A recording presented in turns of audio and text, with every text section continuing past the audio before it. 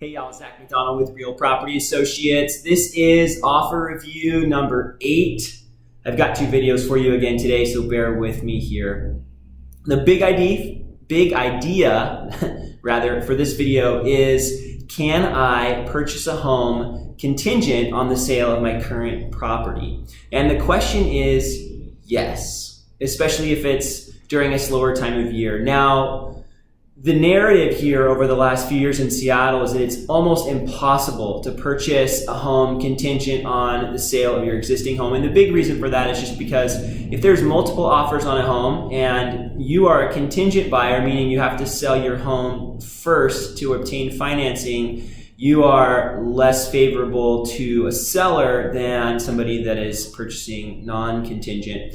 Now, this story, the reason I bring this question up is because my clients, we decided to accept a contingent offer for this particular house. Now, I'll give you a quick rundown on the story. So the house is north a little bit from Seattle, so it's in one of the suburbs. It was on the market for 40 plus days, a little longer than we've been seeing, but more normal for this time of year. The house has a few challenges that make it a little bit harder to sell. There's a little less buyers in the pool for this particular house.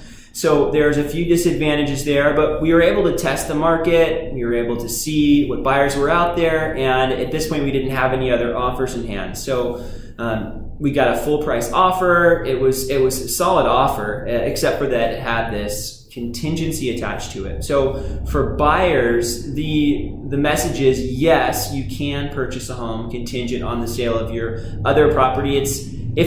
Typically when there's competition, you want to have other methods. So if you can qualify for your financing without doing that, that's great. And then sell your other home afterwards, or getting a bridge loan, that's another option.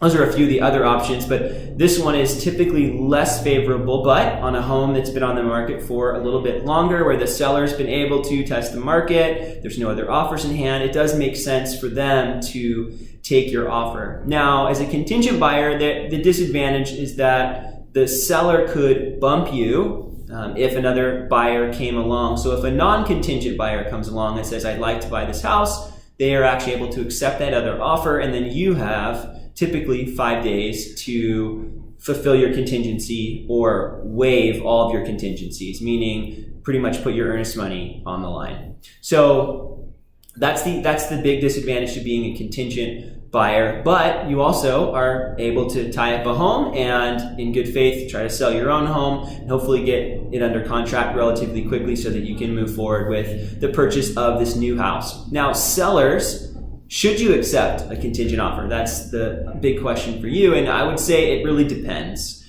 If your house has been on the market for a week and you're not at one of the really high price points, so you see the contingent buyers at those higher price points a little more often. And when I say higher, it really depends on where you're living. If you're in Seattle, you're probably the $2.5 to $3 million. But if you're in Edmonds, maybe 1 million plus, or even a little bit less than that. So it really does depend on how long you've been on the market, what price point you're at. But if you have multiple buyers trying to buy your home, if you have multiple offers, usually that's not the one you would go with.